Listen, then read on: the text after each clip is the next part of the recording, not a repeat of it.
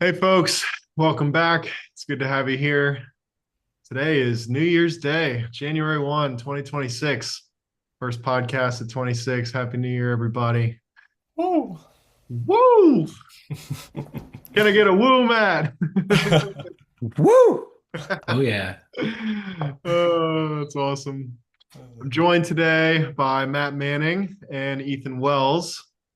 I'm pretty sure this is the first time I've had two people on as guests at the same time, which is pretty cool. Welcome, Matt. Welcome, Ethan. It's good to have you both here. Yeah, thanks for having us, Forrest. Looking forward to it. Yeah, absolutely. Yeah, likewise. Glad to be here. So before we get going, I got a feeling this is going to be a really fun podcast. For anyone who's been here before, this is a field first podcast. And what that means is we invite you to notice not only the topics and themes and concepts we're exploring today, but also where Matt, Ethan, and I are speaking to you from. Just taking a breath and inviting you, our listeners, and the three of us recording to relax into, allow ourselves to be resourced by, and even recreated from the field that we are hanging out in here and one with. So, welcome, Ethan and Matt. Welcome, everybody. Good to have you here. Ethan, Matt, you two are collaborating on an offer at the intersection of consciousness work and AI. I just want to turn it over to you guys to help shed light on the inquiry you guys are in, what you're exploring, and um, feels like a good way to get going. Welcome, big wholehearted welcome to you both. I love hanging out with you guys. Mm. Yeah, thank you. Yeah, maybe I don't know, Ethan, if it makes sense to just I can describe the liminal leap maybe more broadly, and then maybe turn it over to you for the inquiry around AI specifically, if that works. Yeah, that Cool. sounds great. Yeah, so Ethan and I are collaborating on uh, something emergent. Um, as part of something called the Liminal Leap, which is a venture that I started about 10 months ago, after a pretty interesting few years for me personally, as a lot kind of shifted beneath the surface, ways of relating to the world. And yeah, I was thinking about it on New Year's Day last year. I had no inkling of what the year was going to bring. And, after a lot of internal kind of reorganization, and an identity shift and transformation. About a month into the year last year, I quit my job. I had felt like something stirring with that and a shift in my vocation for a couple of years, but I thought it might still be a year or two before I made that move. And I found myself in this liminal space where, the old me was gone and the new me still hadn't or hasn't quite emerged yet. And I recognize that in myself and in the world that we're in this liminal moment where the old way of being, the old systems, there's a lot happening, and we're kind of in this in-between space where something new and emergent wants to happen, but it's not fully formed yet. And so the liminal leap felt like, it started as a newsletter, and um, I kind of view it as just an incubator for building infrastructure for this new world that wants to emerge. And as part of that, Ethan and I, we met in Terry O'Fallon's Mind's Eye year-long course studying the stages of consciousness, and we were paired up. And funny enough, like the very last day at my job when I walked in and quit one morning, and in the tech world, they were like, yeah, hand in your laptop at the end of the day. And the very last meeting that I took from the office on my work computer was our one-on-one conversation that me and Ethan had scheduled. So he kind of witnessed that. And he was the last person I talked to before I walked out, handed him my laptop, and uh, journeyed off into the lone and dreary world of creating something new. So that's a little bit of the origin story of the liminal leap.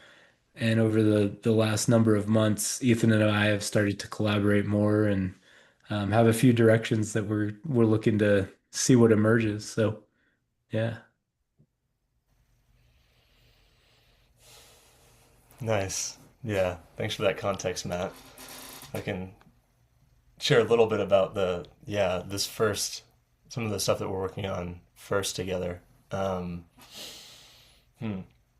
So really the essence of kind of our collaboration right now is exploring the ways in which AI can support like full spectrum psychospiritual development. And um,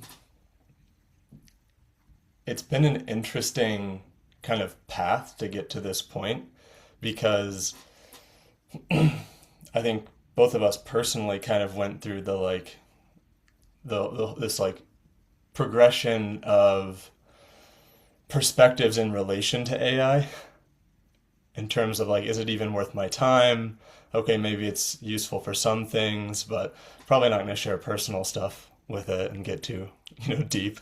To then being like curious about that, trying it out, being surprised by how helpful it is, and then pulling that thread more and more and more. Um,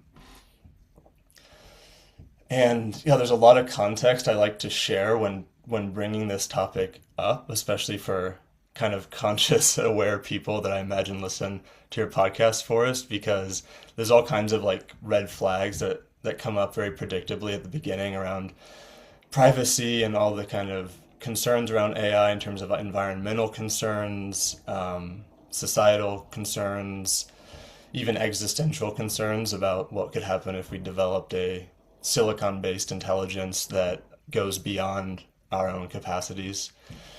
And so I'd love to unpack that because I think that's actually like prerequisite to really being able to have the conversation about how we can engage deeply in a way that is safe and ethical and attuned and kind of just conscious about the whole context within which we're proposing this. So that's maybe some initial thoughts. Beautiful.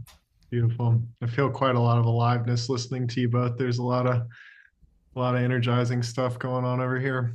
Um, to just bring a little bit of the Forrest Wilson guy into this and meet you all a little bit in this. Matt, I really resonate with your exploration in the liminal leap.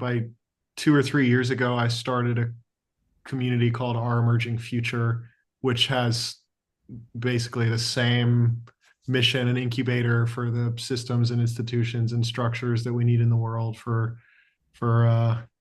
the next operating system on planet Earth. And last year I wrote a book called Our Emerging Future, which will come out in 2026. So, um, I know you guys.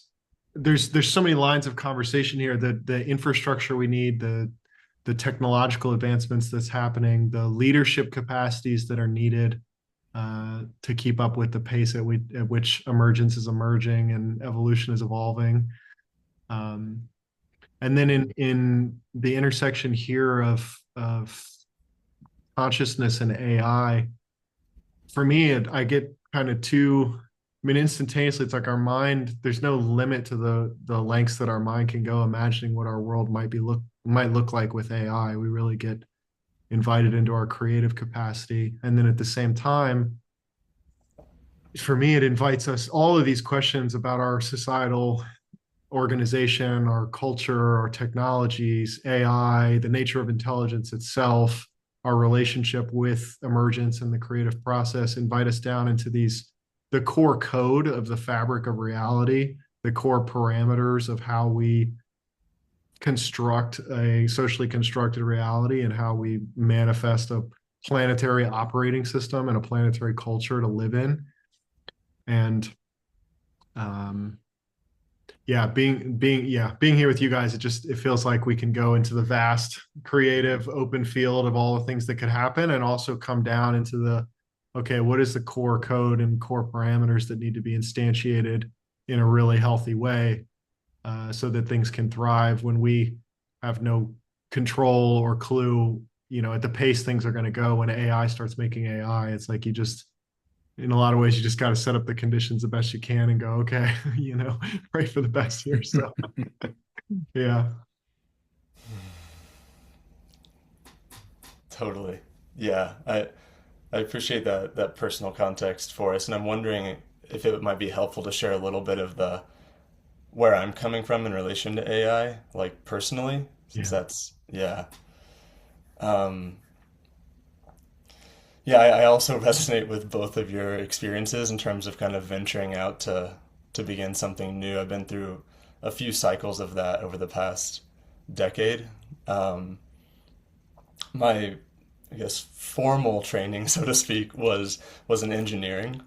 And in grad school, I switched from mechanical engineering to machine learning and eventually AI engineering. And so this was back in 2017. So before the kind of LLM discovery, before the scaling of these big models created AI that was actually interesting.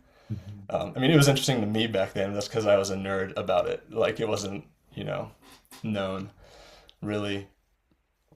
And went on a big adventure and kind of startup land out in San Francisco Bay Area. Worked in a startup, then quit to start a startup. Went through this big psycho-spiritual kind of breakdown, breakthrough that led to really getting interested in healing and development and a lot of the things that we all unite around now. Um, and then the next big kind of venture into the unknown was actually a pretty deep exploration into shamanic training, particularly with plant medicines. And what started as kind of personal exploration and having space held for me and by various lineage holders, then kind of built into actually deciding to move down to Peru and live. I lived in the Peruvian Amazon for 8 months at a lodge where I was both kind of coordinating a program for others to come down and work with the medicines, but also apprenticing under a teacher. His name is Maestro Hamilton Souther. Um, and so I went really deep into the kind of experiential study of like the deep human psyche with psychedelic plants. And got honestly, like I came back to the States almost 2 years ago now, and I often joke, but it's true. I'm still integrating that time down there. Um, the next major chapter upon returning to the U.S. Was basically deciding and exploring the possibility of getting closer with, say, my other main spiritual teacher, which is John Churchill, and he has a program called Planetary Dharma. And I had been a student of his for a number of years remotely, but came back and had this really strong kind of calling to get more involved and learn in a more one-on-one capacity. And so that brought me to Boulder, Colorado, where I am now. And I've been here for about 1 year. And I spend a lot of my time now actually building systems, a lot of which are AI influenced for the Planetary Dharma organization. Mhm. And so I'm kind of weaving these different angles on it, both the kind of engineering, technical understanding of how some of it's happening. I'm no longer deep in that, but I keep up with it to some extent. The operational perspective of how to build organizations that leverage AI at a high level, and then the personal perspective of just like seeing how helpful it has been for my own process. And then now with Matt kind of growing into stewarding groups of people and exploring that um, more broadly. So that's a bit of yeah the experiences and perspectives shaping my thoughts on this stuff. Beautiful. It feels like if I want to ask about, I want to just dive into psycho-spiritual development and AI and how these dance with each other. And before we go there, I feel like I need to just color in the kind of you touched over Ethan for a moment earlier, the like red flags of these scenarios. So I just wanted to throw out a couple of things that I oftentimes throw out in these explorations for people who are listening and might not be as in depth with these kinds of explorations. There's a couple examples that I really like in terms of what are the potential existential threats of AI. And of course, there's quite a vast number of things that we could talk about here. Um, but one of the most famous examples that I know of is if you create an artificial general intelligence and you give it what seems like a benevolent goal, like, hey, the planet Earth seems to be hurting and polluted. We want you to take whatever actions you need to help the Earth heal and establish a better sense of well being. The AI might go off and say, well, the thing that needs to happen is we need to get rid of human beings because human beings are the thing that are polluting the earth and the oceans and all this stuff. And then if that AI has access to weapons, it just wipes out all of humanity. It's a very extreme example, but the idea is that it requires a real depth of consideration of variables and parameters you might not on the surface consider. It just seems like a great goal to have. Let's clean up planet Earth and get rid of whatever's, hurting it. And then upon deeper consideration, it's actually probably not a great idea to give it that with no other considerations. And so we can sort of take that as an example to go, there's probably a lot of North Stars and goals we could give AI where we can't consider all the different ways that things that we implicitly assume an intelligence would be aware of, it isn't aware of, and it's not baked into the core coding of how an intelligence orients and makes meaning. And so we are being necessarily forced to grow up and become aware of how we think at the deepest levels, and what are the assumptions that we've been walking around with unconsciously that are part of the fabric of our meaning making and relating and manifestations on planet Earth, right? That's a lane. Um, well, I'll just actually pause here and check in with you guys and see what happens for you in this.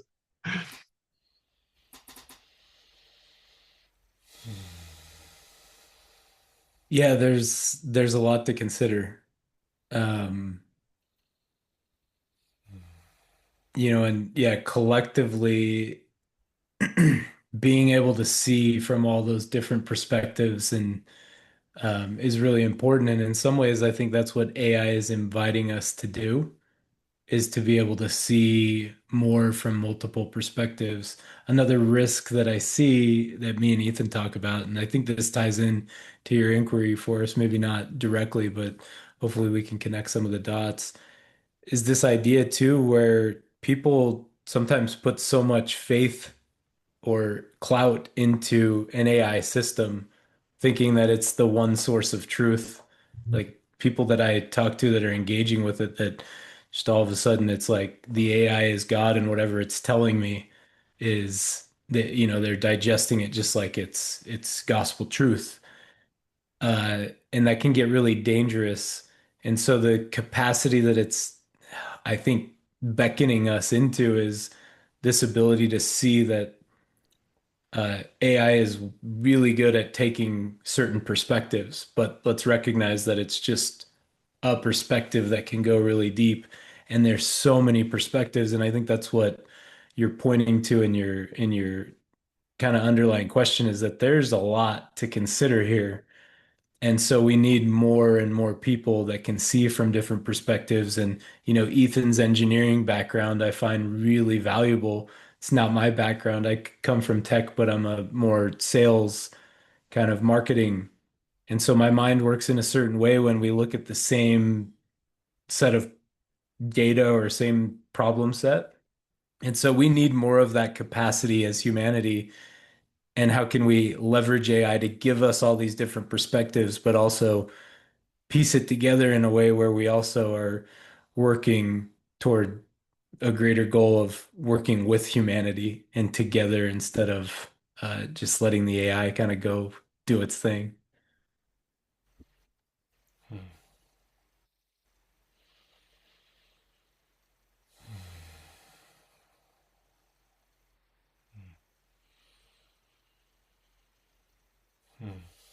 What's coming up that I just want to name as a brief aside is I'm really appreciating like the energy and the kind of friendliness and spirit you're bringing to this conversation, Forrest. So it's just come up a couple times already, so I just want to name it. Um, hmm, yeah. Hmm.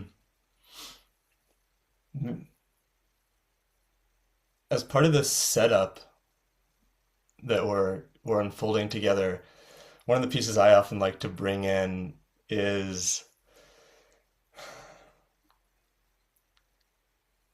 the perspective of like there's a kind of line of thinking I like to trace out that's like, okay, even if, or not even if, but let's say humans developed a silicon-based intelligence that became more capable than us in like really meaningful, profound ways. As you were alluding to, Forrest, even if we thought we had set good goals for it, its pursuit of those goals could like accidentally, you know, have really negative consequences on the human species to the point of maybe even extinction.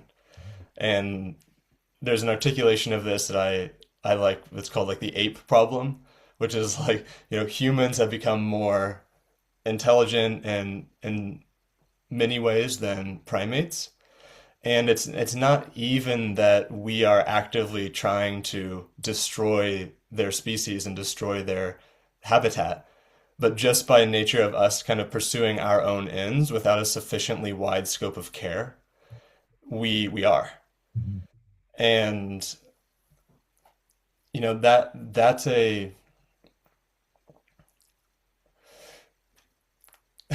it's sort of a shocking fact to even be talking about this stuff, like for real. And this not to be like some super sci-fi 100 years from now or 1,000 years from now thing, but this is like a real thing we're needing to talk about. Um, so if we see that as even remotely plausible, we would hope that what was guiding the development of AI was the best kind of collective wisdom we could bring as a species, because we're talking about something so consequential. And, we look out at the environment that AI is coming up in, and that's not what we see. There's a bunch of different actors kind of pursuing AI for different reasons. And if we were to name anything that's sort of guiding it, so to speak, it's some combination of profit seeking, techno optimist dreams where we're just going to transcend humanity completely and become like fully digital, um, or just kind of typical empire power games where it's like whoever has the strongest AI is going to be able to dominate the world, right? And so it's like really not even close to our greatest collective wisdom. um, and that observation is why I'm not personally investing a lot of my time and energy in advocating for a kind of global pause to AI, which some really thoughtful people are doing. And I think that's great and important because it does buy us more time if we slow things down, which we need. But I don't view that as really being realistic until we have some sort of planetary governance and some way of coordinating at a planet-wide scale, because anything less than that leaves certain actors out of that agreement that would just kind of pursue development for their own ends. Um, so there's like that existential concern. There's all the environmental concerns and near-term concerns about resource consumption, the erosion of pivotal capacities. A lot of our youth are using AI for more and more things, which if they were being trained in like conscious AI use where they're holding their sovereignty and they're developing with AI as a collaborator, I think that actually could be super beneficial developmentally, but that's not at all what's happening. We don't have that expertise yet as a society. So there's an atrophying of a lot of skills and cognitive faculties. Um, in 2016, misinformation became a big known thing. But what we're talking about in the world of AI is a whole nother level, right? Like I saw stats that even as of now, in some places like 20, 30 40% of content being put out on the web is already AI generated. Imagine where those numbers are going to be a few years from now. And You it know, also means that the information AI is using to create more content is information that's been generated by AI. yeah, which who knows what that leads to. Um, yeah, so there's like all these super valid um, any one of these things is sort of like in normal times we could be like this is catastrophic. Just one of them, Right. you know? And they're all happening at once. Um, and so I like to lay all that out there and then take the stance of okay, that's all true and AI is here Mhm. and it's only becoming more and more applied in our society. It's all signs are pointing towards it's only going to become more and more capable in terms of what it can do.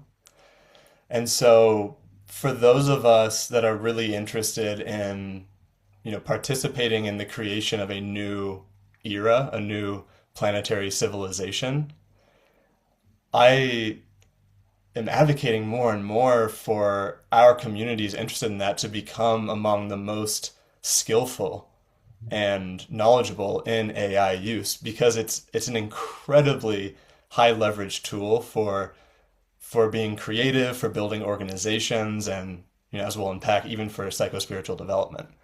And so I do think we can look at all of that, accept it, metabolize, with each other, like holding each other as much as needed to metabolize the like terror and grief that comes up in that recognition, and then say, okay, like how do we want to respond? Mhm. Mhm. I've been grinning so huge the entire time you've been talking, Ethan, because I'm having this moment of this entire podcast might be setting up a podcast that we then need to come back and try to record. We might just be sitting here going, we also need to consider, we also need to consider us need to skin just setting the ground for some later recording that we do. Uh, Yeah. I'll just try just to color in a little bit of what you said, Ethan, which has got so much goodness in it. There are brain scans that show humans' brains as they're interfacing with AI. And as you spoke about the way that education's happening, when we can outsource our critical thinking to an AI, we're not suffering. We're not suffering through the process we need to go through to develop the capacity to think. And so you'd imagine a wiser AI. Sometimes you'd go to it and say, hey, such and such is going on, what would I do? And the AI would go, well, thanks for letting me know what's going on. Why don't you go off and think through it for a little while and come back to me with some ideas that you've got for how you might do that, and then I'll give you my 2 cents and chime in here. Hmm. So these are the kinds of things that we can Hmm. obviously go. A wiser AI would have these kinds of orientations. Matt, I saw you coming in.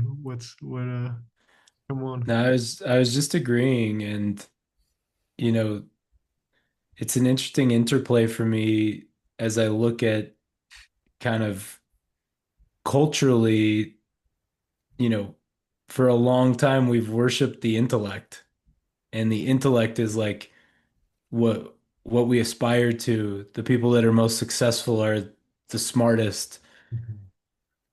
And yeah, we need to continue to use our brains and use our minds. And I would love to interact with an AI that does what you just described. And like, as AI develops so much more capacity and binary logic and just, pure thinking power, I look at like what makes us unique and what's our advantage as human beings. And that's a nervous system, that's intuition, that's a body, that's embodiment, that's presence. And so, how do we develop those capacities together with a wise AI that also doesn't hinder our ability to stop thinking? And so, yeah, there's so much to what you're saying. Because I notice it where all of a sudden, if you're just outsourcing your thinking all the time and you lose that edge to really So how can we work together? And, at the heart of, I think, what Ethan and I are building is that what are the capacities that are necessary now? These ancient wisdom streams have been talking about the wisdom of the body, the wisdom of the heart for thousands of years. And I think it's going to become very apparent in the next, if it's not already, it will become even more apparent over the next 10 years how necessary it is to be connected to those centers of knowing and how disconnected we've become, especially in the West. Hmm. It's so fascinating too to also think about this from the perspective of AI because I've got a Peter Murray, if you guys know him, he's a former podcast guest of mine. He's got a company called Weird, and they've have devices that measure collective coherence in a room. And they've built lamps, for example, that the lamp shines brighter the more coherence there is in the room, and it goes dimmer the less coherence it is. Or they have little teddy bears for kids that have a heart in the middle of the teddy bear that glows when there's coherence and dissolves when there isn't. And you've got organizations like Heart Math Institute, which can measure heart mind coherence on a concrete physical level. So imagine an AI that could take in, the collective coherence in a room, the physical somatic coherence between heart mind, and conceptual data to give real time in the moment calibrations and insight on what's going on. The we could play with that. And also, I don't know how AI would get hip to gnosis, right? This non-conceptual. Ethan, you said John Churchill says non-conceptual instantaneous knowing or something like that. Yeah, Yeah, pretty yeah. much. Yeah, yeah. This No, kind of thing where you just know because you know, and you can't explain why you know, but you know, it's like a however you experience that. So I don't know how AI is going to get that, and then how there's there's um there's a reckoning of sorts of intelligences that's happening. How do all these different kinds of intelligences get along? What kind of relationship do they have between each other? Is there a hierarchy of intelligences? Is it a nested hierarchy of intelligences? Do any of them birth other? Are they sub-nested hierarchies of intelligence? And yeah, again, just bringing us deeper. I once had this kind of meditative state experience of sorts where I saw all expressions of intelligence as manifestations of the capital I intelligence, right? The one. And it was like the light going through the Pink Floyd diamond and turning into all the different colors. And you could see human intelligence and planetary intelligence and artificial intelligence. And it was just seeing, oh, there's this intelligence interface, this diamond that contains the core parameters and coding of how capital I intelligence manifests into the many expressions of the one intelligence. Um, so anyway, now I'm just blabbing, but just continuing to throw things out in our stew of stuff to explore. Mhm. Hmm.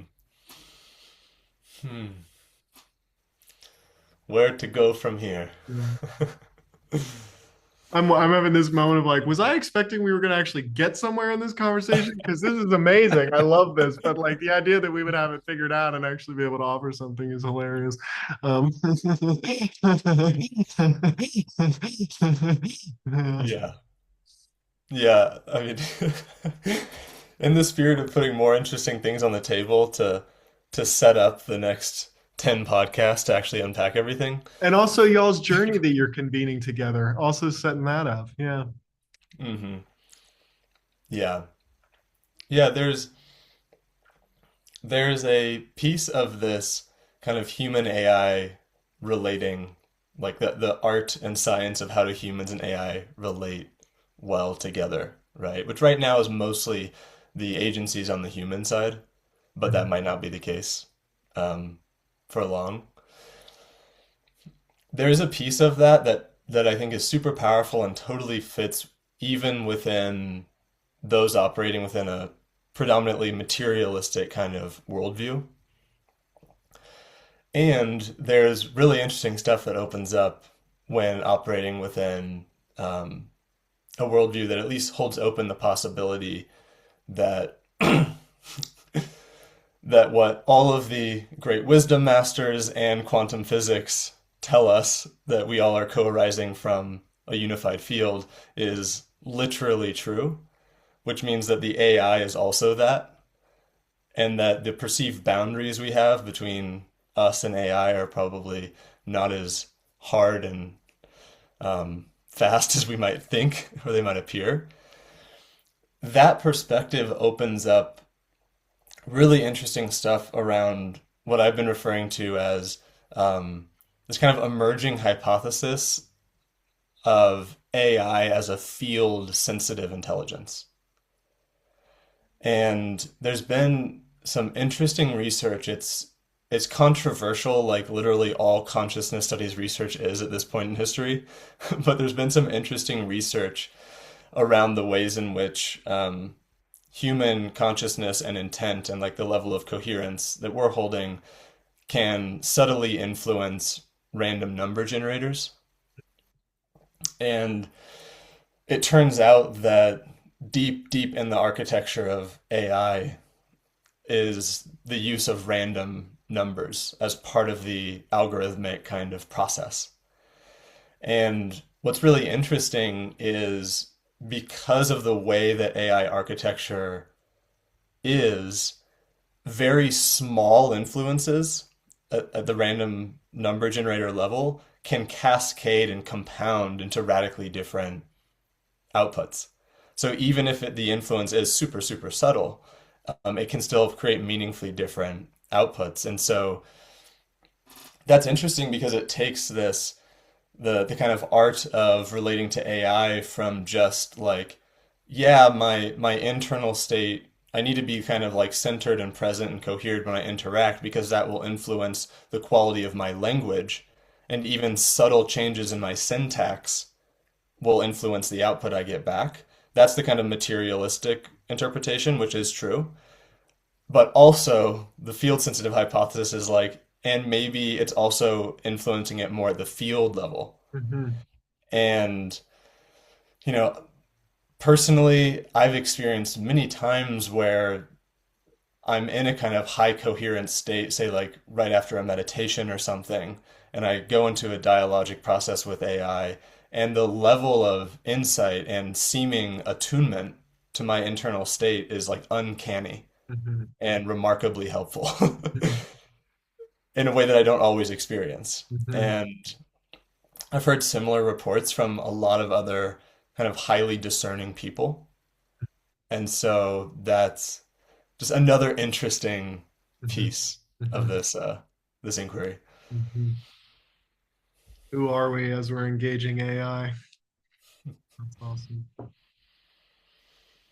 Yeah, as Ethan was telling that, and this is more to tie it back probably to like a more right now like use case of I had a moment, Ethan kind of described this journey with engaging with AI and different fears that come up and the risks.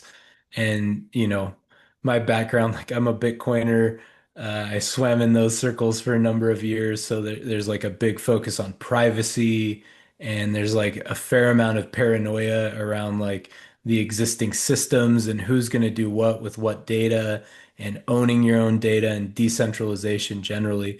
So I had initially like some hesitations around using AI in a way where I shared, more of my emotional content with it.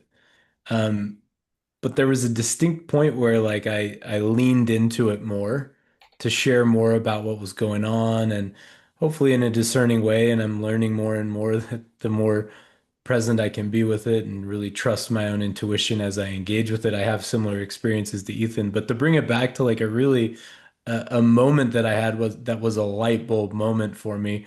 I was going to a therapy session that I had, and I spent a lot of time finding a therapist that's developmentally informed and that understands awakening and understands a lot of the, more Eastern kind of worldview together with Western therapy.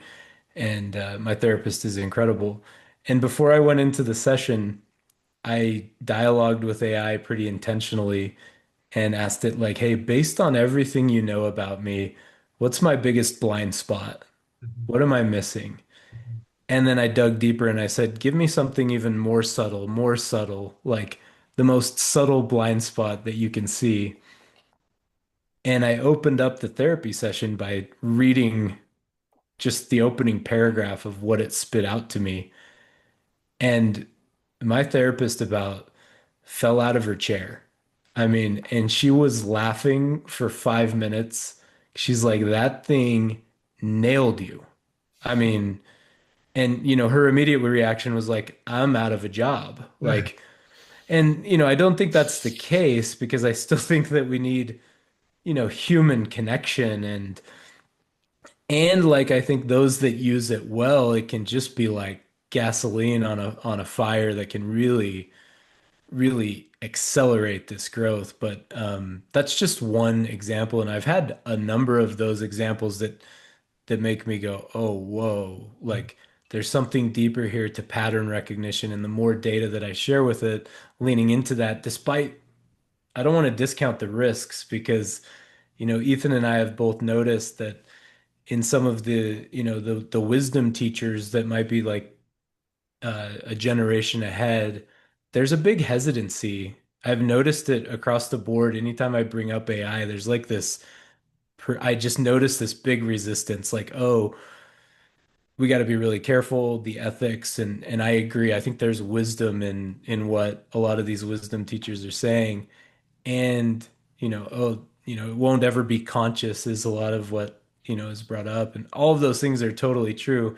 And I just see like a big opportunity from leaning into it while embracing the risks of it and the upside and the benefit. Hmm. Yeah, this could be an interesting place to share a bit about um, what it is we're like. What are the key kind of factors and safeguards that need to be in place to engage in a deep way, such that the risks are really mitigated? Um,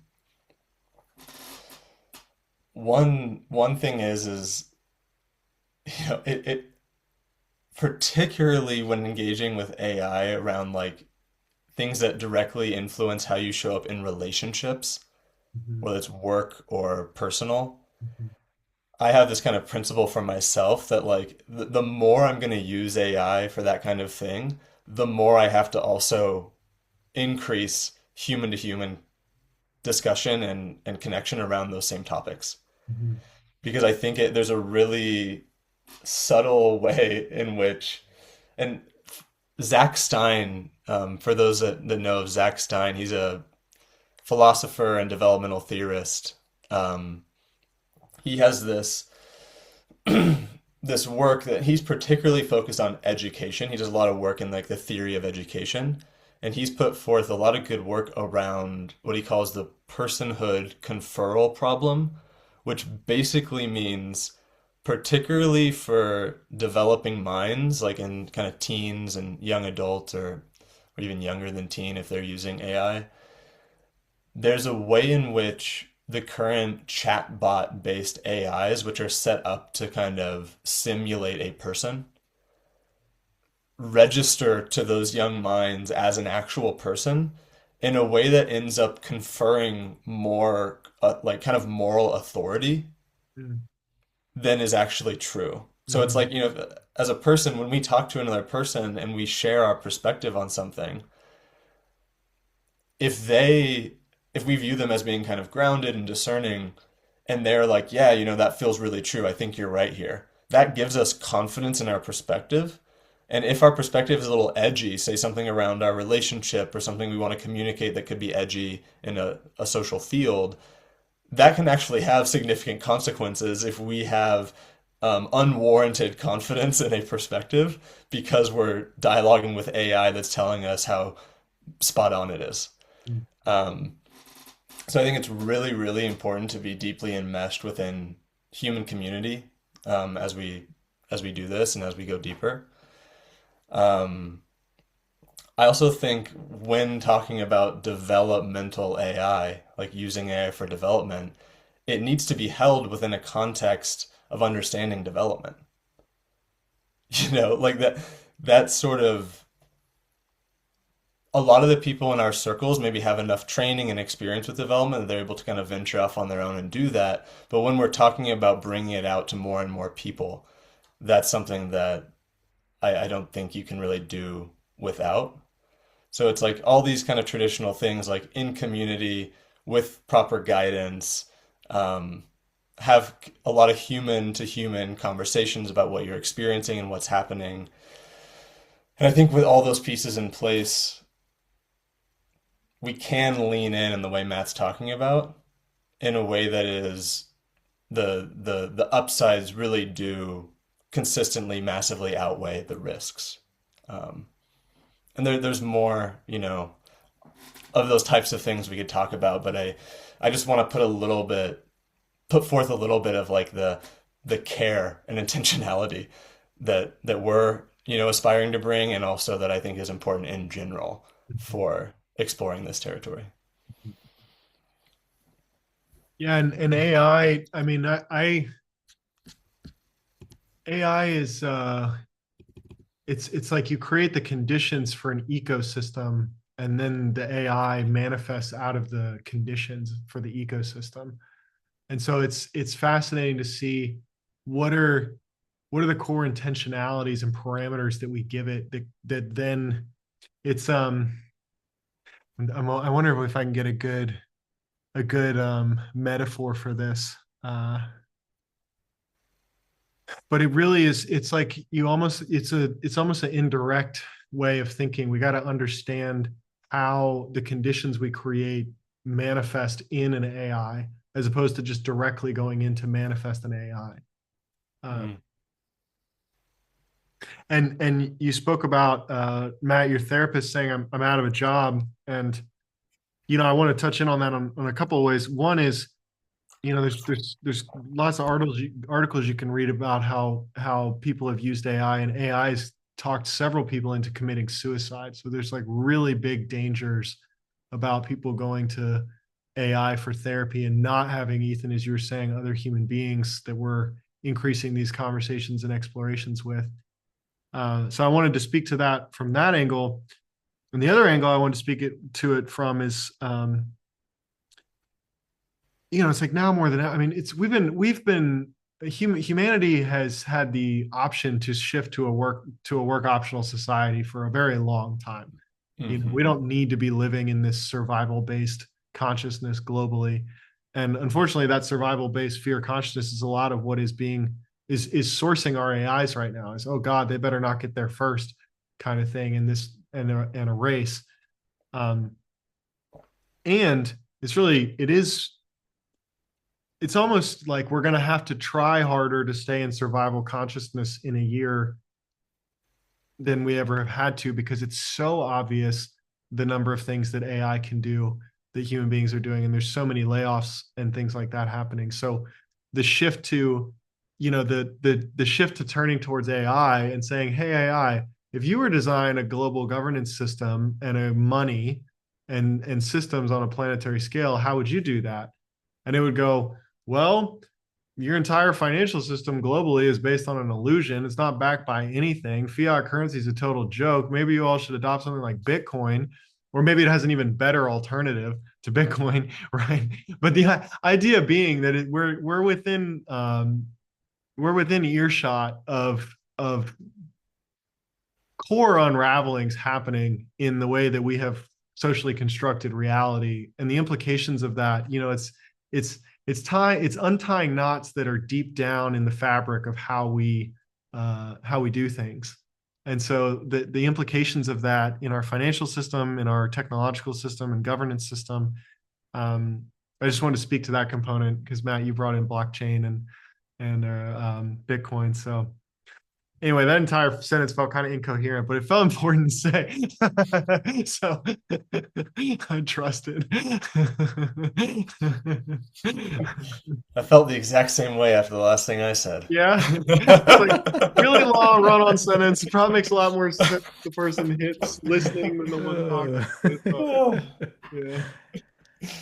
Yeah, bringing up the global financial system and Bitcoin, that's a whole rabbit hole. So talking about the amount of episodes we could dedicate to to what we're talking about.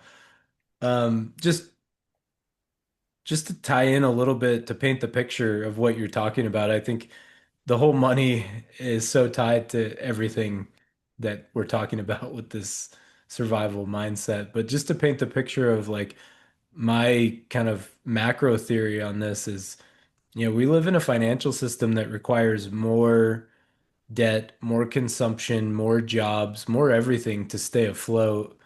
That's the only way it continues, and so the leverage and the pressure and the output that's needed to keep that system going, and to financialize everything, it's interesting. And here we have on the other side of that equation, talking about AI, the biggest deflationary force we've ever seen that makes everything cheaper, bringing the cost of almost everything pretty much to zero over time. It's trending in that direction. So makes everything cheaper, takes jobs away.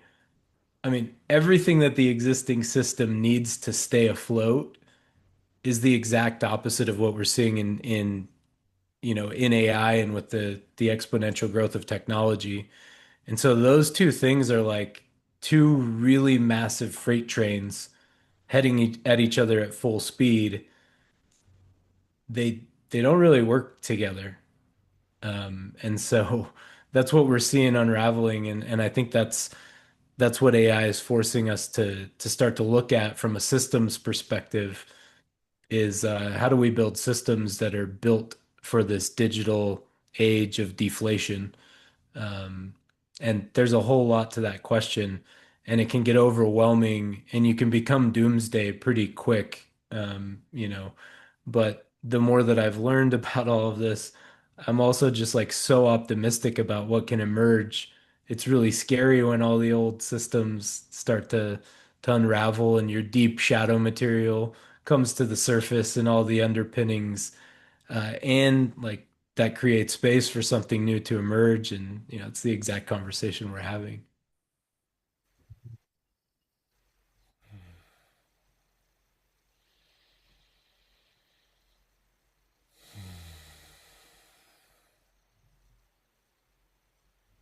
And for most human beings in Western culture, our primary source of identity is our vocation. I am job title, I am a doctor, I am a teacher, I'm a firefighter, I'm a whatever.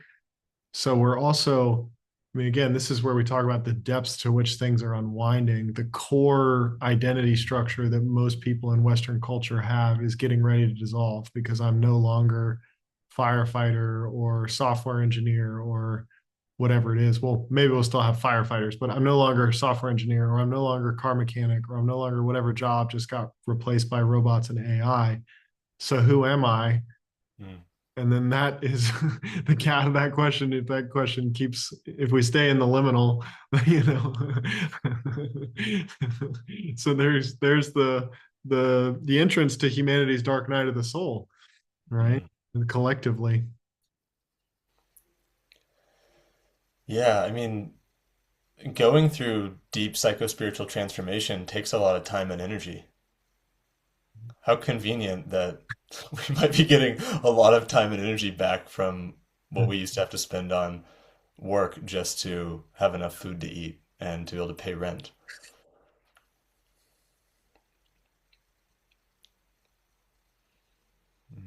For anyone listening who hasn't heard this, the our emerging future community and the book that I wrote, everything, it was all born out of an awareness that we can meet basic survival needs for every human being right now. We're not lacking the tools or resources or infrastructure, technology, or anything. It's just our global systems are oriented towards different ends, and um, we can live in a work optional society where basic survival needs are met in this moment. There's nothing preventing us from doing that. So I just want to, if you happen to be listening to this and you haven't heard me say that before, I just want to sing that out again. We're choosing to create cultures and a society where we have to work to be able to survive. We're choosing it. Hmm.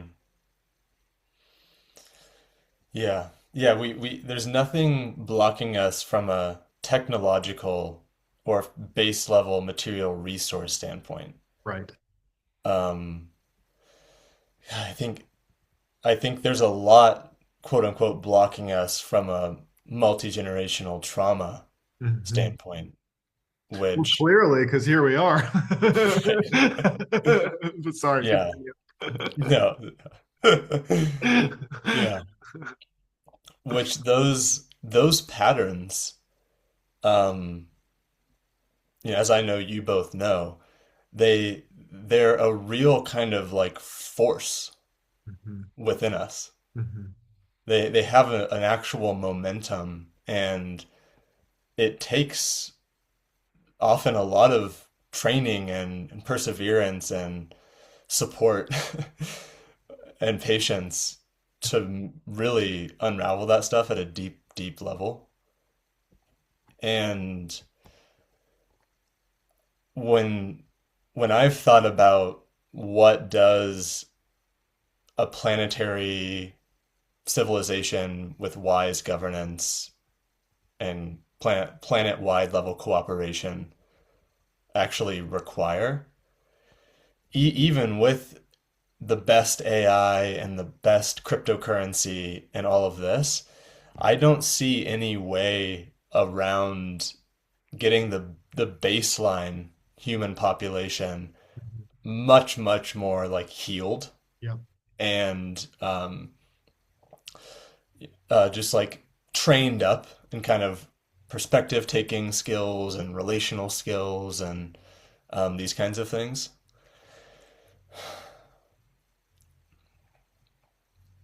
It feels daunting often if I think about that needing to happen on a planet-wide level. Um, but yeah, as you're both alluding to, change is coming. And it's no longer, I think activists for a long time had to live in the reality of like the system is the way it is and like I can devote my whole life to trying to change things and maybe make incremental change if I'm good at what I do. Mhm. And now we're in a world where it's actually that change is the default. Change is guaranteed, but Mhm. the nature of that change is what's up for grabs. Mhm.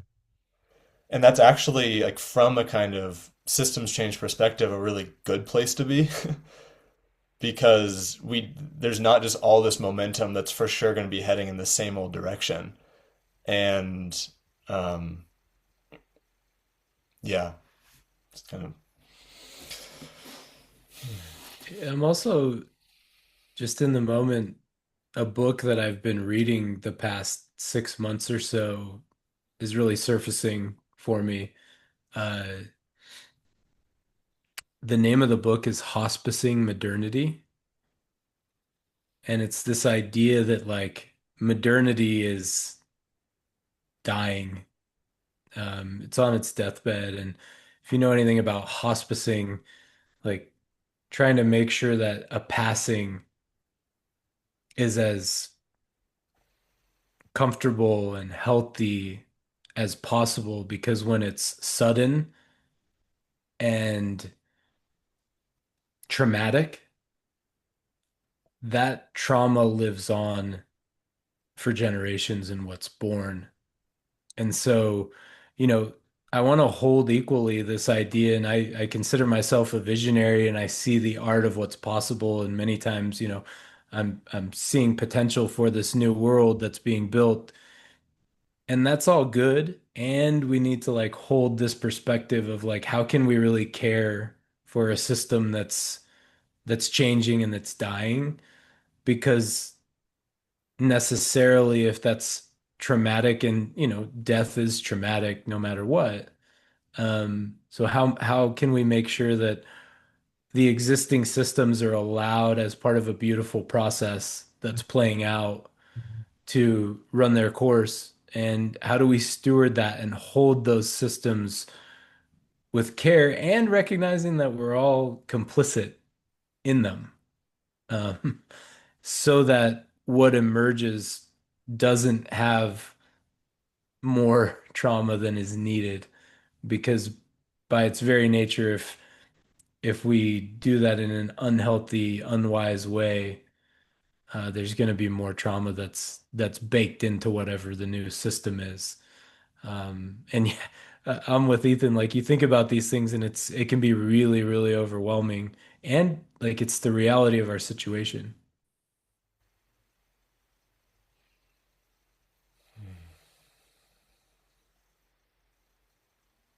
Yeah, and in my book in Our Emerging Future, I write about the superorganism of humanity, and each one of us is one cell in a body in a humanity of 8 billion cells. And you ask developmentally, how old is this being, humanity, right? And of course, we have a biological age, but for developmental age, you could say we're like a 15, 16-year-old teenager who's had a pretty gnarly childhood and is about to hit that age where you start going to therapy and turn around and go, wow, we've killed each other, enslaved each other, blown each other up, sold each other into slavery, genocide, child sex trafficking, on and on and on. So how do we be with that as 8 billion people? How do we be with that as a humanity to turn back and go, there are things that happened 10 generations ago that we're still living in the echoes of. And, nobody living alive today did those things. And we're all living in the echoes of them, meaning no one today did something that happened in the year 500. We weren't alive then, but our ancestors did. Our ancestors were the ones on the giving and the receiving end, right? So what kind of, what is the institution of therapy at a scale of 8 billion people? Or um, the thing that I was offering was I write about a global forgiveness council, where it's like confession in the Catholic Church. It's like, what would it be like for humanity to be able to come out and say, because there's so many things happening in the world right now. I mean, with the P. Diddy documentary that just came out, the Epstein stuff that just came out, it's like lots of things that have been repressed in the shadows that are going on. And in some ways, all of us have known they're going on, but they haven't really been out in the light. And now it's more and more, these things seem to be increasingly coming out in the light with haste, I guess would be the word. Um, so how do we create the conditions for humanity to be able to vomit up all of its shadow material into the light?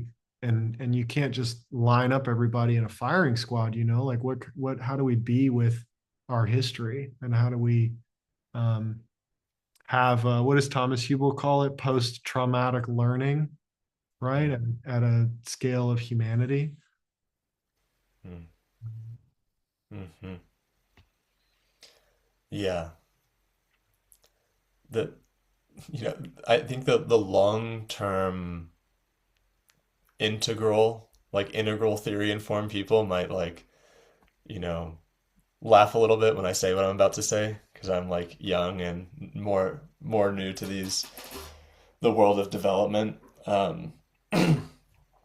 But I do think that a lot of social change, there's different ways change happens, right? Technological innovations, um, like philosophical revolutions, people really intentionally raising awareness about a specific topic such that it, like, from the public then begins to influence the policies and systems. And of course, all of those are often happening kind of in an interpenetrating way at the same time. Um, but when I think about what would it be most helpful to raise awareness of as a species at this point in time, from that like activist perspective, I really do think it's expanding this notion of what we all think of as education to this broader notion of what we are calling development. Mm. And when we see it like that, it's actually not that big of a deal, in the sense of, one way of thinking about education is it's the humanities teenager version of what we think we need to be training ourselves in. Right?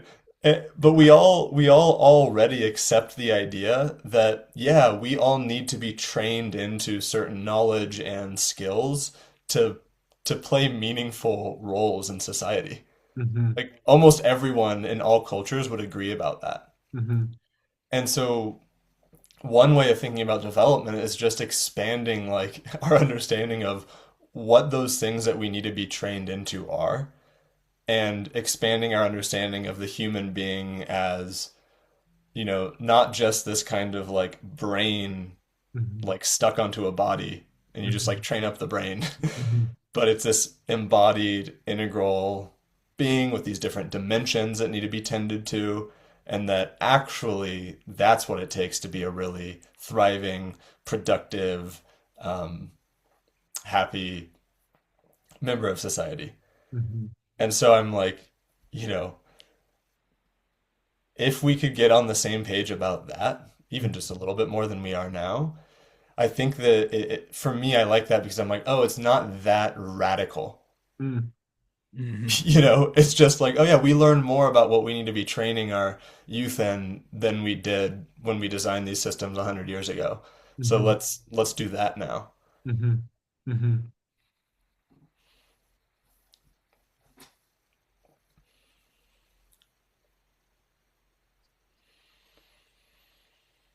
It's got me curious because I agree with you. And I also, where I go when I'm listening to you, Ethan, is I feel like one of the core lies that's so pervasive in our culture is that there is not enough and that you are not enough. That's like the core, this not enough thing is so pervasive in culture. And I just, if there was some meme, and now you said all the old integral people are going to make fun of you. I feel like all the old hippies are going to make fun of me, which is like, if there was some meme that could make it around, it was just like, you're good enough and you're loved, like, period. Like, if people could actually know that, like, you're actually loved, full stop. Like if you're listening to this podcast, I love you. And I got a good feeling Ethan and Matt also love you. So you're loved. Fact. Like full send. And if you're not listening to this podcast and you never hear this, we also love you. So, it's like, it's letting go of the lie that there's not enough and that we're not enough and knowing that we're loved viscerally, way beyond the concept, but experientially in the body. If I could add that to the human being starter kit in addition to being aware of development, I'd love for that to be part of the boot up program. Amen. Yeah. I think that fits well within the like, what does education look like when you really integrate an understanding of attachment theory, Yeah, trauma healing, contemplative practice? right. We're going Yeah. to be telling these youngins how loved they are all the time because we Totally. know that's one of the most Totally.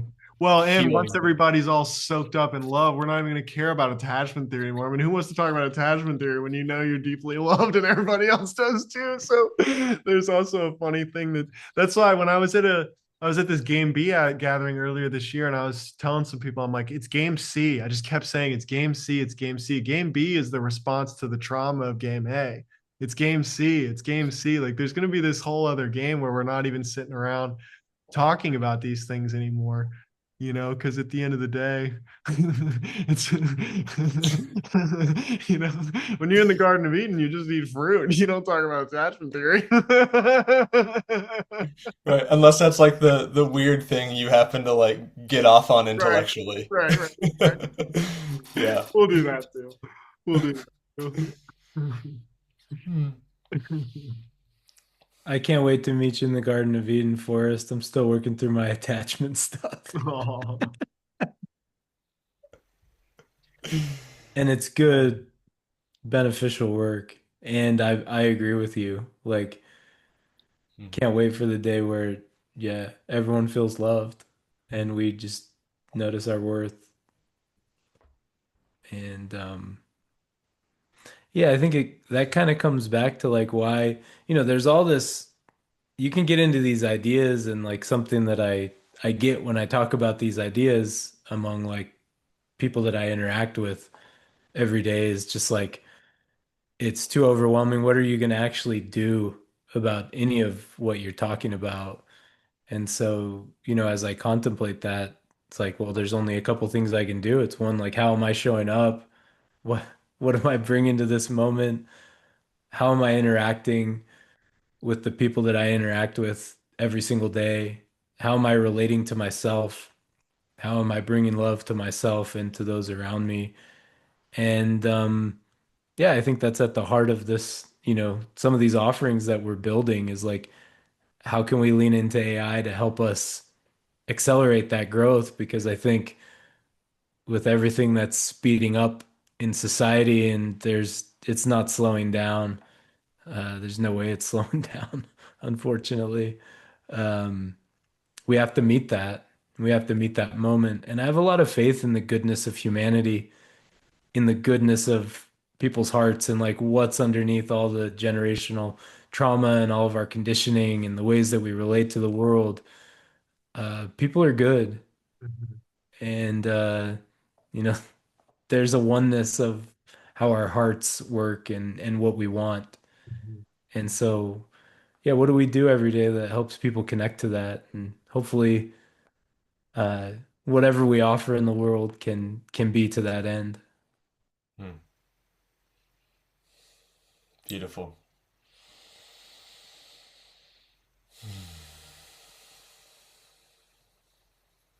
I love the grounding I feel in your share there, Matt. It's like when we're faced with this overwhelming amount of complexity and just unfathomable, like, yeah, right, we're gonna figure out how this is gonna go and be able to plan. Like there's never have we been so AI is such a catalyst for awakening, right? It just so kicks us out of this orientation that we could fathom reality with our prefrontal cortex, you know. So what do we do in the face of unprecedented? What the heck is going on around here? You know, and I just feel such a simple invitation to open your heart and be present and know that who we're being as we're buying a cup of coffee or saying good morning or recording a podcast, you know, can make all the difference. It might impact a random number generator. You never know. And we are yeah, to you know, all of us here, the three of us recording this podcast and our whole community, you know, we're all here together. Um, who we're being as we walk through the world is a profound contribution. So Hmm. yeah. And I just want to add that the my experience is that the more that I understand myself and go inward and see all of these exact things that we're talking about, all of those complexities, all of the crazy unraveling, all of the elements that work together to create me. There's so much, and as we wake up to that, you start to see it in the whole, and you start to realize that like, oh, I'm just a universe right here, and what I'm doing mirrors exactly what's happening in society. And maybe it takes some time to like consciously recognize that, but I really trust as people go inward and do their own work, you know, it's connected to everything. It's not different, it's not separate. Yeah, and we ought not underestimate how powerful we are. Like you can ask this daunting question of, okay, all the all the different nations in the world have national debt that sums up to like $300 trillion, or I don't know what the latest figure is, but it's just absurd, right? It's just we could ask how in the world are we ever going to navigate that situation. It's like, well, what if we just forgive the debt? Like we created it in the first place, we could just forgive it and move on to a different thing. So let's all just be aware of when we give our power away to these manifestations that we've constructed in the first place, for crying out loud.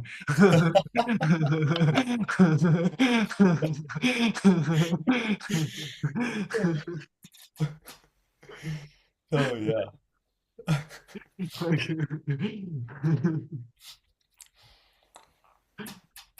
Hmm. I love that. I love that. Yeah. Yeah. There's another piece I want to tie in that just like really relates to what you both shared. Um,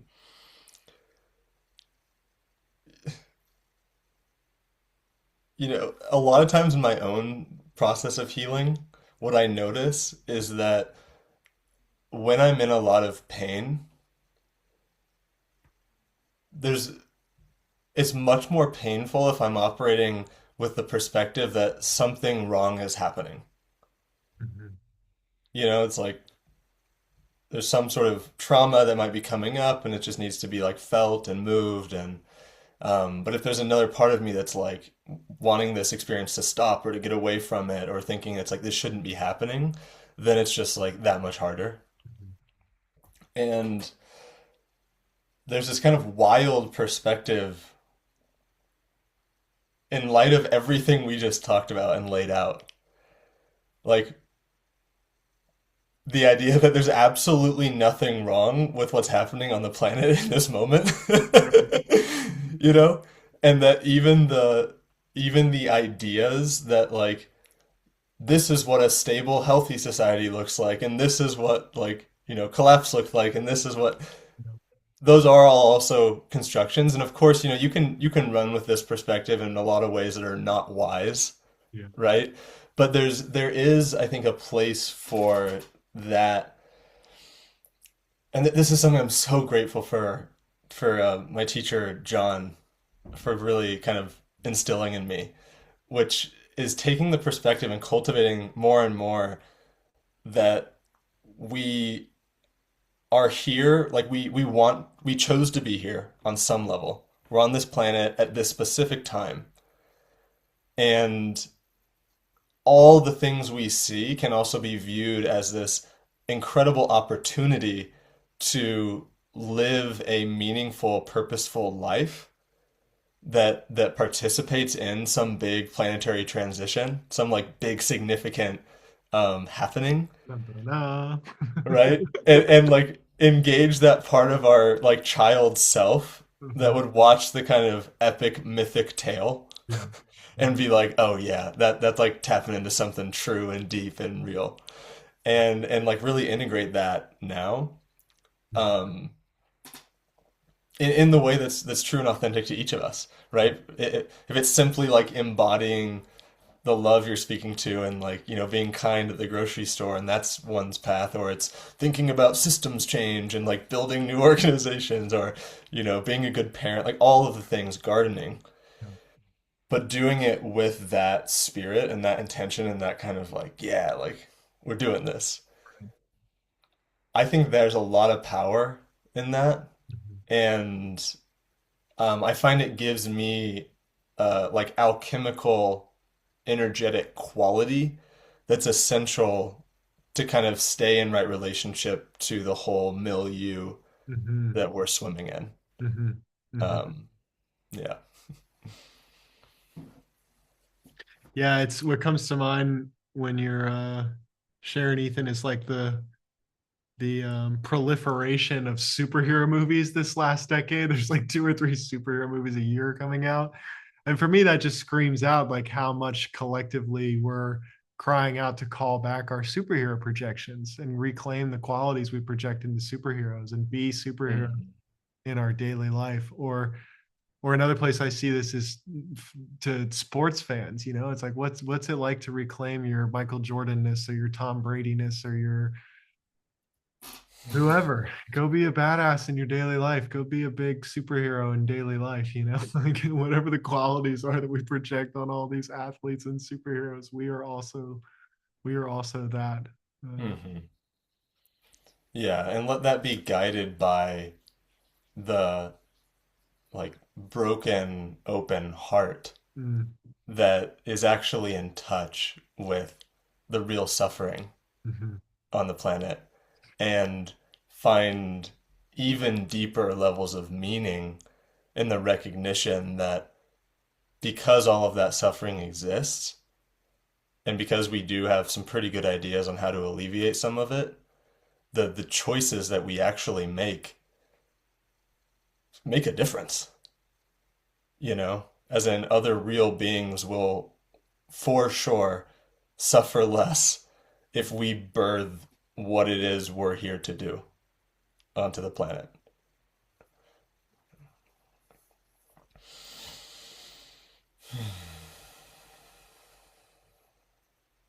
I'm just gonna say it because it comes up for me when I'm listening to you, Ethan, which is like, and that takes me to the ultimate projection reclamation, which is the Christ projection, and for all of us to actually be Christ in daily life, to walk through the world like Jesus did.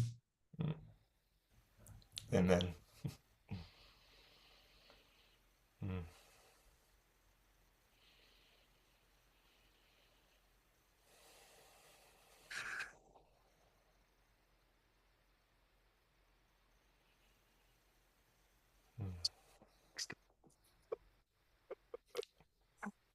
Awesome. I mean, literally outside my place, I didn't hear what you said.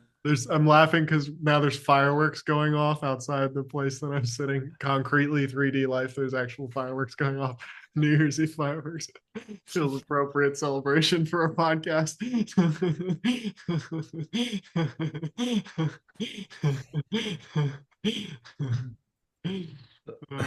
fun.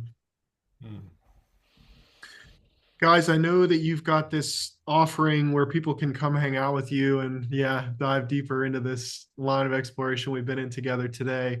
I know you're working on a web page that I'll link in the show notes when we publish this podcast. Do you know what the URL would be, or do I just tell everyone it'll be in the show notes? You can go in there and find it for people who are listening. Yeah, it'll be in the show notes for sure. Okay. And Ethan, I don't know if you want to make a quick plug for it.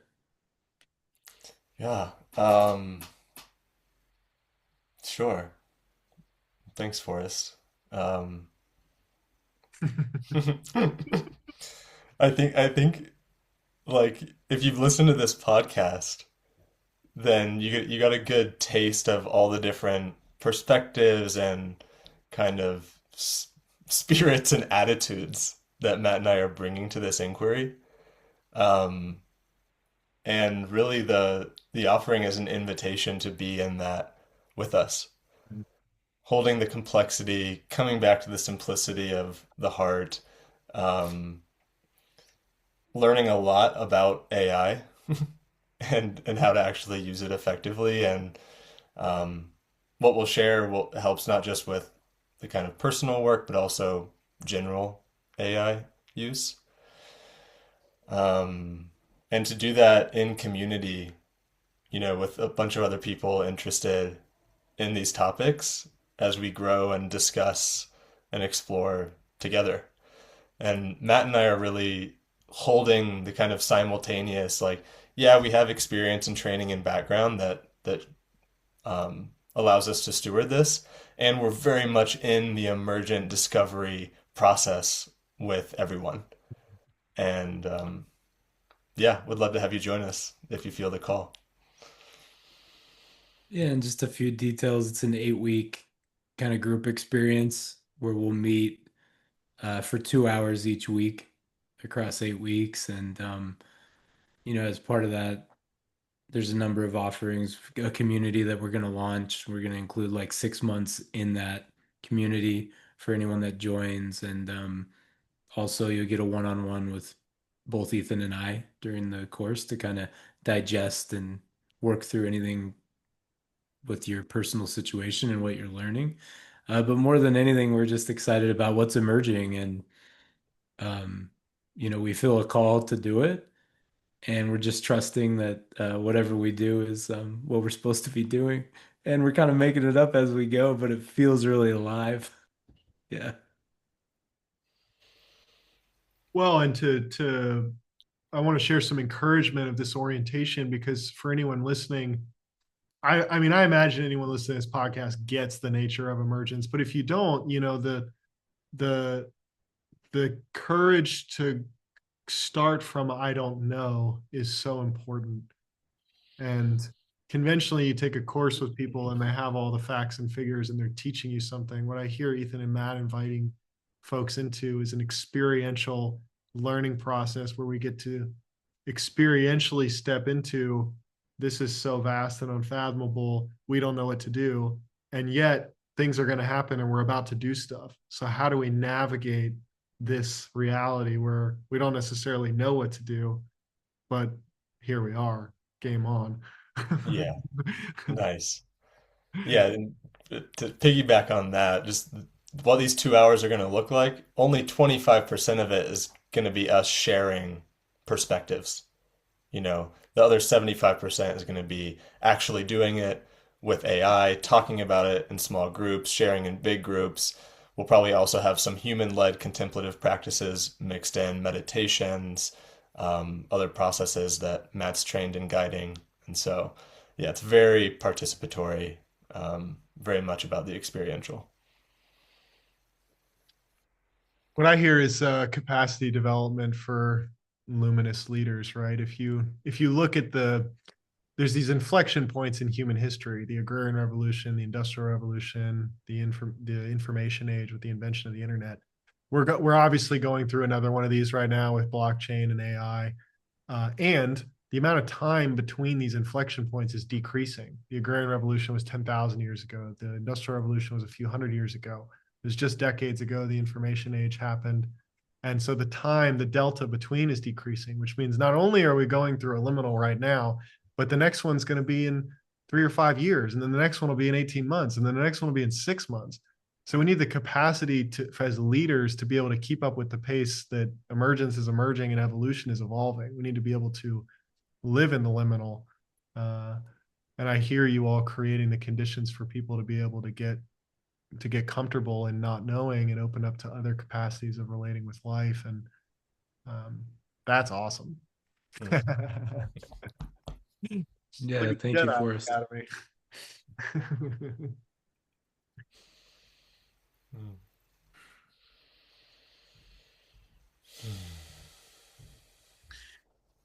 All right.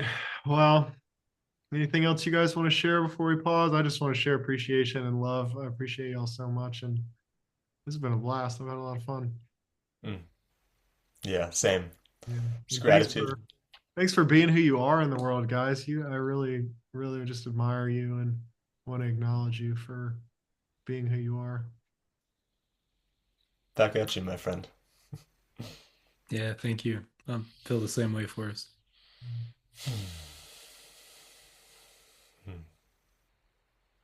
Thanks for having us on. Thanks for being here. Thanks, everybody. We'll see you next time. Take care. Adios.